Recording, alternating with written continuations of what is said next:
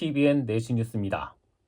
행정안전부가 산불 피해 지역의 2차 피해를 막기 위해 전담 조직을 구성해 운영합니다. 행안부는 대규모 산불로 인해 산림이 소실되면서 지반이 약화됐고 옹벽과 축대, 낙석 방지시설 등이 훼손됨에 따라 산사태와 경사면 붕괴 등의 피해가 우려된다며 장마철 전까지 위험 요인을 없앨 계획입니다. 행안부는 경사면 재해 피해가 광범위하게 발생할 우려가 있다며 기관별로 정보 공유와 협업을 강화해 경사면 재해 피해를 최소화한다는 방침입니다.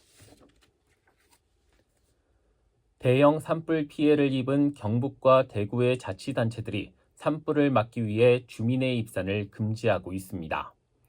대구시는 지난 1일부터 입산객이 많은 주요 산의 출입을 전면 금지했고 포항시는 지난달 27일부터 포항 모든 지역의 입산과 소각을 금지하는 행정명령을 내렸습니다.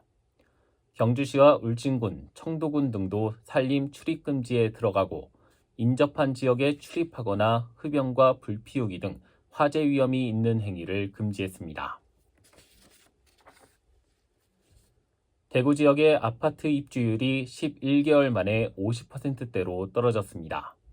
주택산업연구원에 따르면 3월 중 대구의 아파트 입주율은 58.3%대로 전달보다 10.8%포인트 떨어졌습니다. 미입주 원인은 기존 주택의 매각 지연이 40.7%로 가장 많았고 잔금 대출 미확보 31.5%, 세입자 미확보 13% 순이었습니다. 대구 지역 시민단체들이 오늘 대구 동구청 앞에서 기자회견을 열고 윤석준 동구청장의 사퇴를 촉구했습니다. 시민단체들은 구청장 업무추진비 집행 현황을 보면 1월에 166만 원을 쓴 이후 2월과 3월에는 업무 추진비를 아예 쓰지 않았다며 직무 소홀을 넘어 업무 공백 상태라고 주장했습니다. 시민단체들은 오늘 감사원에 윤 구청장에 대한 공익감사를 청구하고 신속하게 감사해 줄 것을 요청했습니다. 지난해 소비자상담센터로 접수된 대구의 소비자 상담 결과 의류와 섬유 관련 상담이 가장 많았던 것으로 조사됐습니다.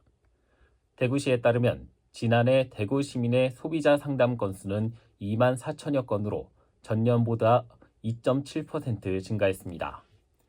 품목별로는 의류 섬유가 635건으로 가장 많았고 헬스장 491건, 건강식품 464건 등이었습니다. 대구 중구는 청년 사업자의 경영 부담을 완화하기 위해 올해 100여 명을 선정해 최대 200만 원의 임대료를 지원합니다.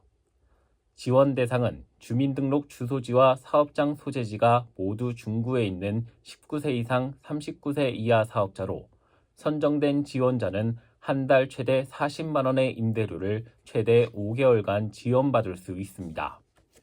접수는 중구 홈페이지 공고문을 참고해 중구 미래세대팀을 방문해 제출하거나 이메일로 접수하면 됩니다.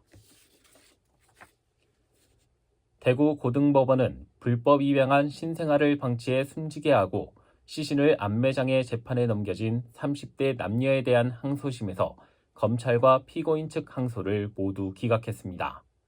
이들은 지난 2023년 SNS를 통해 생후 7일 된 여아를 불법으로 입양한 뒤 아이가 제대로 호흡하지 못하는 증세를 보여도 병원에 데려가지 않아 사망하자 시신을 안매장에 재판에 넘겨졌습니다.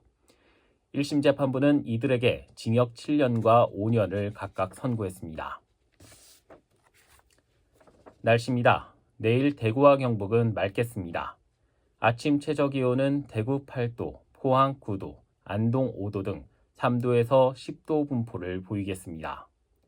낮 최고 기온은 대구 25도, 포항 20도, 안동 24도 등 17도에서 25도 분포를 보이며 아침과 한낮의 기온차가 15도 이상 벌어지겠습니다. 대구와 경북 일부 지역엔 건조특보가 내려진 가운데 바람도 약간 강하게 불어 불씨 관리에 주의가 필요합니다. 미세먼지와 초미세먼지 농도는 보통 수준을 보이겠습니다. 신건입니다. 내시 뉴스를 마칩니다. TVN